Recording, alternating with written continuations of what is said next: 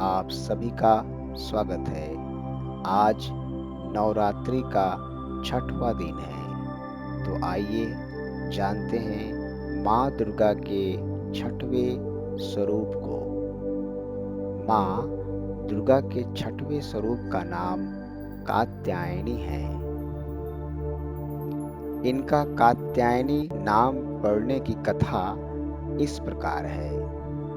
कत नामक एक प्रसिद्ध महर्षि थे। उनके पुत्र ऋषि कात्याय हुए। इन्हीं कात्याय के गोत्र में विश्व प्रसिद्ध महर्षि कात्यायन उत्पन्न हुए थे। इन्होंने भगवती पराम्बा की उपासना करते हुए बहुत वर्षों तक कठिन तपस्या की थी। उनकी इच्छा थी कि माँ भगवती उनके घर पुत्री के रूप में जन्म लें। माँ भगवती ने उनकी यह प्रार्थना स्वीकार कर ली। कुछ काल पश्चात जब दानव महिषासुर का अत्याचार पृथ्वी पर बहुत बढ़ गया, तब भगवान ब्रह्मा, विष्णु, महेश तीनों ने अपने अपने तेज का अंश देकर महिषासुर के विनाश के लिए एक देवी को उत्पन्न किया। महर्षि कात्यायन ने सर्वप्रथम इनकी पूजा की। इसी कारण से यह कात्यायनी कहलाई। ऐसी भी कथा मिलती है कि वे महर्षि कात्यायन के वहां पुत्री रूप से उत्पन्न हुई थी। आश्विन कृष्ण चतुर्दशी को जन्म लेकर शुक्ल, सप्तमी, अष्टमी तथा नवमी तक इन्होंने कात्यायन ऋषि की पूजा ग्रहण कर 3 दिन इन्होंने कात्यायन ऋषि की पूजा ग्रहण कर दशमी को महिषासुर का वध किया था। माँ कात्यायनी अमोघ फलदायिनी है। भगवान कृष्ण को पति के रूप में पाने के लिए वज्र की गोपियों ने इन्हीं की पूजा कालिंदी यमुना के तट पर की थी। वे ब्रजमंडल की अधिष्ठात्री देवी के रूप में प्रतिष्ठित हैं। इनका स्वरूप अत्यंत ही भव्य और दिव्य है। इनका वर्ण स्वर्ण के समान चमकीला और भास्वर है। इनकी 4 भुजाएं हैं।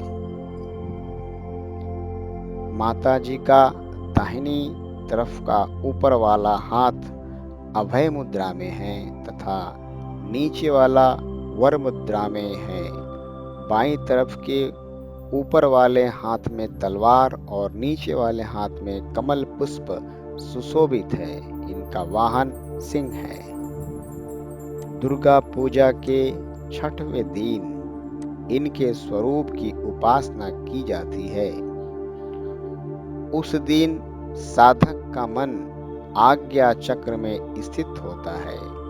योग साधनाओं में इस आज्ञा चक्र का अत्यंत महत्वपूर्ण स्थान है। इस आज्ञा चक्र, जिसको थर्ड आई एक्टिवेशन भी कहते हैं, इस चक्र में स्थित मन वाला साधक माँ कात्यायनी के चरणों में अपना सर्वस्व निवेदित कर देता है। परिपूर्ण आत्मदान करने वाले ऐसे भक्तों को सहज भाव से माँ कात्यायनी के दर्शन प्राप्त हो जाते हैं। माँ कात्यायनी की भक्ति और उपासना द्वारा मनुष्य को बड़ी सरलता से अर्थ, धर्म, काम, मोक्ष चारों फलों की प्राप्ति हो जाती है। वह इस लोक में स्थित रहकर भी अलौकिक तेज और प्रभाव से युक्त हो जाता है। उसके रोग, शोक, संताप, भय आदि सर्वथा नष्ट हो जाते हैं। जन्म जन्मांतरों के पाप को नष्ट करने के लिए माँ की उपासना से अधिक सुगम और सरल मार्ग दूसरा नहीं है। इनका उपासक निरंतर इनके सानिध्य में रहकर परम पद का अधिकारी बन जाता है। अतः हमें सर्वतोभावेन माँ के शरणागत होकर उनकी पूजा उपासना के लिए तत्पर होना चाहिए। जय माँ कात्यायनी।